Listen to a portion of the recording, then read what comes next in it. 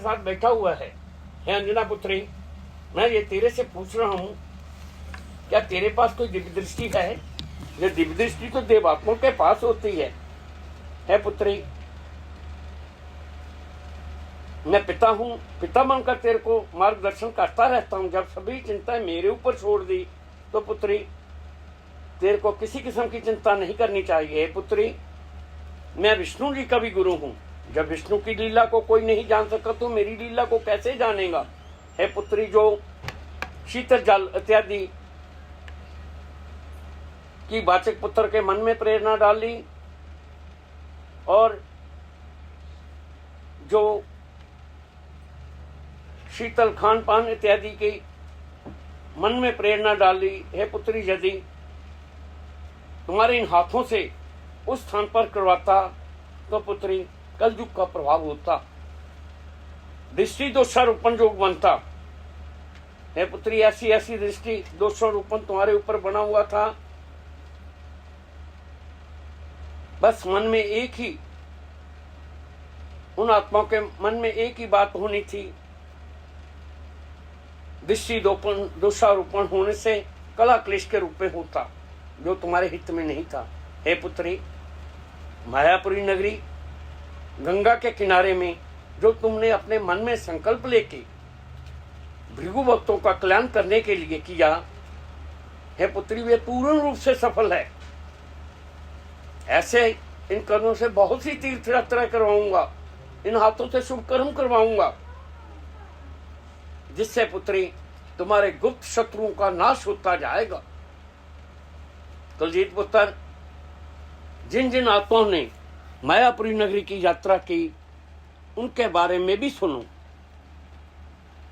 जब गंगा स्नान हो रहा था तो गंगा स्वयं आकर अपने पुत्र भक्तों को अपने हाथों से स्नान करवा रही थी, तो मेरी आत्मा भी उसी स्थान पर थी। और निर्जला एकादश के दिन मेरी आत्मा उसी स्थान पर भ्रमण कर रही थी, क्योंकि कलयुग अपना प्रभाव बना सकता था। यहाँ तक कि जहाँ पर वाचक पुत्र के निवास स्थान के लिए स्थान था, वहाँ पर मेरे को स्वयं रुकना पड़ा। और फिर जहाँ सत्संग के रूप में हो रहा था तो मेरी आत्मा उसी स्थान पर उपस्थित हुई, क्योंकि मैंने आशीर्वाद दिए हुए थे मैं अपने भक्तों को वहाँ आकर दर्शन दूंगा।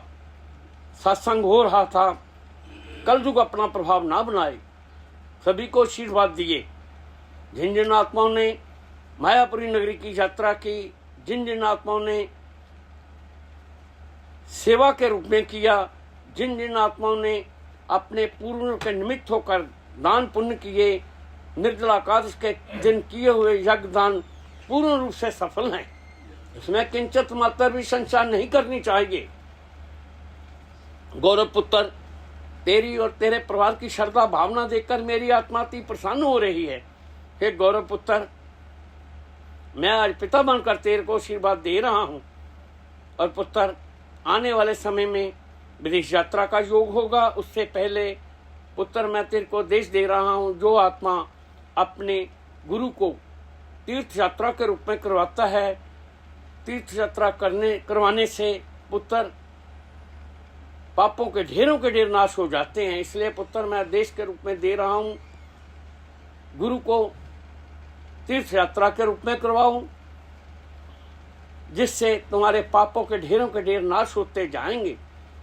और पुत्र, देशों विदेशों में कदम कदम पर तेरी और तेरे परिवार की रक्षा होती जाएगी।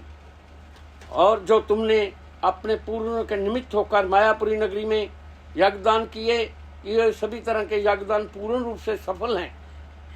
इसमें किंचित मात्र भी संशय नहीं करनी चाहिए। राजेंद्र पुत्र, जब मेरे वाचक पुत्र की मायापुरी नगरी में शोभा के रूप में हो रहा था, तो पुत्र मेरी आत्मा उसी स्थान पर थी। जब मैंने तुम्हारे को पद यात्रा के रूप में करवाया, हे पुत्र, पद यात्रा करने से तुम्हारे पापों का नाश हुआ, विघ्न बाधाएं दूर हुई, आगे के लिए विदेश यात्रा का रास्ता साफ हुआ। शत्रु शांत होंगे। मेरे आशीर्वाद तेरे साथ बने हुए हैं, बने रहेंगे। राजेंद्र पुत्र को मेरे बहुत बहुत आशीर्वाद।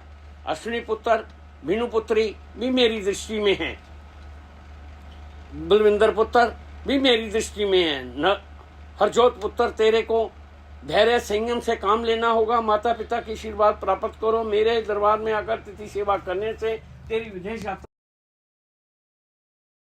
सुन रहा है। नेश पुत्र, जो मैंने तेरे मन में प्रेरणा डालकर मायापुरी नगरी की तिथि सेवा के रूप में करवाया है पुत्र, क्या की हुई तिथि सेवा खाली जाएगी?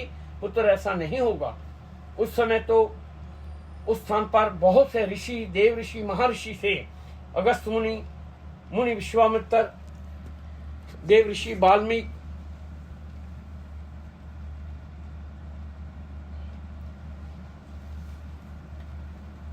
चाणक्य, ना जाने और कौन कौन से ऋषि महर्षि उस स्थान पर अवस्थित हुए और इन हाथों से बहुत से यज्ञों को अपने हाथों से स्वीकार किया। हम देवात्मा ऋषि मुनि भी उस दिन के इंतजार में रहते हैं, कब निर्जला एकादशी आए, कब अपने पूर्वजों के निमित्त होकर गंगा में स्नान करके आशीर्वाद प्राप्त करें। और पुत्र, मैं अपने वाचक पुत्र से अक्षर रूपी वाणी द्वारा मार्गदर्शन करवाता रहता हूँ, जिससे कि नेक्स्ट समय शेष समय में परिवर्तन होते जाएंगे, मंगल ही मंगल होते जाएंगे। की हुई सभी तरह की तीर्थ यात्रा सभी भक्तों की सफल हुई, स्वीकार हुई। देखो पुत्र भक्तों, कलयुग ने भी तो अपना पीछा नहीं छोड़ा। जब साधु संतों को पूजा अर्चना हो रही थी, उस समय कलयुग ने अपना प्रभाव बनाया। ना चाहते हुए भी उस स्थान से जो जिस आत्मा ने बर्तन इत्यादि को छीना, वे कौन था? वे कलयुग की आत्मा थी। अगर उस समय वाचक पुत्र के ऊपर भी कलयुग का प्रभाव होता तो वहां पर कला क्लेश के रूप में था। इसलिए मैंने वाचक पुत्र को धैर्य संयम रखने के लिए कहा, और ऐसे ही प्रेरणा मैंने अपने नरेश पुत्र के मन में भी डाली, जिससे वे नेक्स्ट समय शेष समय में परिवर्तन हो गया। हे पुत्र भक्तों, उस स्थान पर जिस भी आत्मा ने तीर्थ यात्रा के रूप में की हुई यात्रा कभी खाली नहीं जाएगी। और मेरा पुत्र, मेरा भक्त संजय नाम वाली आत्मा ने जो उस स्थान पर शुभ कर्म किए पूर्ण रूप से सफल है। और नवरत्न नाम वाली आत्मा ने जो मेरे दरबार की शोभा को बढ़ाने वाली आत्मा है, उसने जितने भी अपने पूर्वजों के निमित्त दान पुण्य इत्यादि किए सभी तरह के यज्ञों को मैं अपने हाथों से स्वीकार करता हूँ। ऐसे आशीर्वाद देता हूँ, ऐसे शुभ कर्म इन हाथों से बार बार होते जाएंगे और रुके हुए सभी कार्य बनेंगे। हे पुत्र भक्तों, वाचक पुत्र के मन में प्रेरणा डालकर ऐसी तीर्थ यात्रा के रूप में करवाता जाऊंगा। और पुत्र भक्तों, जो आत्मा जिन्होंने अपने गुरु से नामदान के रूप में प्राप्त किया हुआ है, पूर्ण वर्ष भले उस स्थान पर जाओ या ना जाओ, लेकिन गुरु पूर्णिमा के दिन उस स्थान पर जाकर जो आत्मा अपने गुरु के आशीर्वादों को प्राप्त करता है, आषाढ़ मास की पूर्णिमा के दिन गुरु जब प्रसन्न होकर आशीर्वाद देता है तो पुत्र भक्तों, पापों के ढेर नाश हो जाते हैं। ऐसे समय को हाथों से नहीं जाने देना चाहिए। और जो भी आत्मा इस समय मेरे दरबार में उपस्थित है, सभी मेरी दृष्टि में है। ऐसा नहीं समझना चाहिए मेरे पिता ने मेरा नाम लेकर क्यों नहीं कहा। हे पुत्र भक्तों, मैं संकेत के रूप में कह रहा हूँ, जो लोग दिखावे में आकर दान करते हैं वे दान नहीं है। दान वे है जो गुप्त रूप में हो, जिसका एक हाथ से दान किया दूसरे हाथ को भी पता न चले, वे दान होता है। जो लोग दिखावे में आकर दान करते हैं वे दान नहीं है। ऐसा ही मैंने पहले भी एक संकेत के रूप में मार्गदर्शन किया हुआ है। जब एक सेठ जिसके घर में कोई भी पुत्र रत्न और पुत्री रत्न नहीं था, कन्या रत्न नहीं था, पति पत्नी ने ये सोचा हमारे पास इतना धन है, इसे रखकर क्या करेंगे। तो उन हाथों से उन्होंने बहुत से शुभ कर्म किए, यहाँ तक कि हर की पौड़ी के ऊपर यज्ञ भंडारों के रूप में किया, बहुत सी कन्याओं के मंगल कार्य किए। समय व्यतीत होता गया, ऐसा समय आया जब दरिद्रता का प्रभाव हुआ, बुरा समय आरंभ हो गया। तब क्या था, परीक्षा की घड़ी थी तो राजा ने घोषणा करवाई, जिन जिन आत्माओं ने अपने शुभ कर्मों को बिक्री करना हो वे कर सकते हैं। तो सेठ की पत्नी बोली, ऐसे बुरे समय में किए शुभ कर्म से कुछ धन की प्राप्ति हो जाए, जिससे हमारा आने वाला समय अच्छे से अच्छा व्यतीत होने लगे। अपने पति को कहा, जाओ पतिदेव आप कुछ शुभ कर्म दे आओ। पति ने कहा, नहीं ऐसा नहीं होता, नहीं घोषणा हुई है। अब क्या था, पत्नी के बार बार कहने पर पति ने कुछ भोजन रूपी रोटियां बांध दी, चल पड़ा।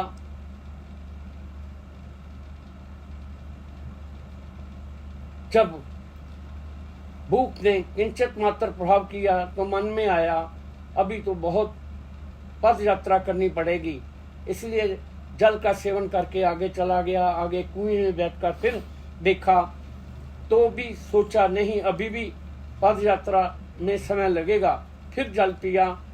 जब पूर्ण प्रभाव भूख का हो गया तो फिर उसने एक कुएं पे जाकर जब भोजन करना आरंभ कर किया ही था तो एक कुतिया जिसने गर्भ धारण किया हुआ था वे भूख से तड़प रही थी।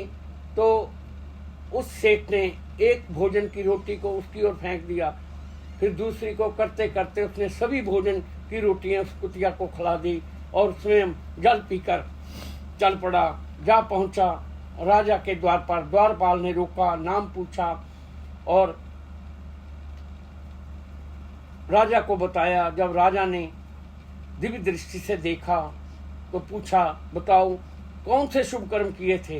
देखो राजा, मैंने हर की पौड़ी के ऊपर बहुत से साधु संतों को भंडारा किया, बहुत सी सामग्री वितरित की थी। हाँ की थी, लेकिन उस समय जब सभी साधु संतों ने तुम्हारी जय जयकार की थी, सेठ की जय हो, तो उसका प्रभाव तो उसी समय समाप्त हो गया था। हे राजा, मैंने बहुत सी कन्या को मंगल कार्य किए। हाँ मंगल कार्य किए तो किए थे, लेकिन जब तुम्हारी उन कन्या पक्ष के लोगों ने जय जयकार की थी तब तुम्हारे मन में अहंकार आया था, मेरे जैसा मंगल कार्य कन्या का कर नहीं सकता। उसका प्रभाव तो उसी समय ही समाप्त हो गया। अब और बताओ कौन से कर्म किए। अरे इतने इतने बड़े कर्म का फल शून्य हुआ और मेरे पास है ही क्या। इतना कहकर जब सेठ वापस आने लगा तब राजा ने कहा, रुको, देखो एक कर्म है, अगर उसको बिक्री करना चाहते हो तो कर सकते हो। राजा, इतने बड़े बड़े कर्म किए उसका कोई प्रभाव नहीं, अब और कौन है, आप ही इसको बताओ। अगर देखो, अगर आपने एक जीव कुतिया जिसके गर्भ में गर्भ पाल रहे थे तो उनको भोजन करवाया था, उसका ना तो जय जयकार हुई और ना ही उसको किसी ने देखा, स्वयं भूखा रहकर तुमने ये शुभ कर्म किया था। बताओ इसके बदले में क्या लेना चाहते हो। अपने मुख से एक बार कहो, उतना ही धन मिल जाएगा। तब सेठ ने कहा, इतने किए हुए कर्म निष्फल हो गए, लेकिन एक ही कर्म बचा, वो भी मैं बिक्री कर दूं तो मेरा आने वाला आगे का समय कैसे व्यतीत होगा, इस लोक पर लोग कैसे सुधरेगा। नहीं राजा, मेरे को धन नहीं चाहिए, मैं अपना शुभ कर्म नहीं बेचूंगा। इतना कहकर लौट आया। आकर पत्नी को सारी बातें कही। पत्नी हैरान होकर कहने लगी, अगर इस कर्म को बेच देते तो आज हम भूख से ना तड़पते। इतना ही कहना था तो द्वारपाल बाहर खड़ा था। तो राजा का प्रमाण लिए हुए, देखो तुम्हारे शुभ कर्म से तुम्हारे को 101 गांव का मुखिया के रूप में बनाया जा रहा है। तुम वहां के राजा हो, जिस चीज की जिस वस्तु की आवश्यकता हो वहां से मांग सकते हो। द्वारपाल ने जब अपना प्रमाण सुनाया तो सेठ अपनी पत्नी की ओर देखने लगा। देखो ये है त्याग की भावना। जब हम शुभ कर्म करते हैं तो देव आत्मा को तो सभी ज्ञान होता है, लेकिन धरती लोक पर रह रही आत्मा के मन में केवल अहंकार आता है। इसलिए अंजना पुत्री, मैं पिता हूँ, पिता बनकर तेरे को संकेत के रूप में कह रहा हूँ। गुप्त रूप में कर्म करने से बहुगुना फल की प्राप्ति होती है। कहता तेरे को हूँ, सुनाता सबको हूँ। बैठी हुई सभी आत्मा मेरी दृष्टि में है। ऐसा नहीं समझना चाहिए मेरे पिता ने मेरा नाम लेकर क्यों नहीं कहा, सभी मेरी दृष्टि में है। सभी को आशीर्वाद देकर वाणी को विराम दे रहा हूँ कि ये शुभ कर्मों को अपने हाथों से लेकर अब मेरी आत्मा वैकुंठ लोक की ओर जाएगी। इसलिए आज मेरे दरबार में किसी का फल नहीं होगा। सभी को मेरे बहुत बहुत आशीर्वाद। इति शुभम। बोलो श्री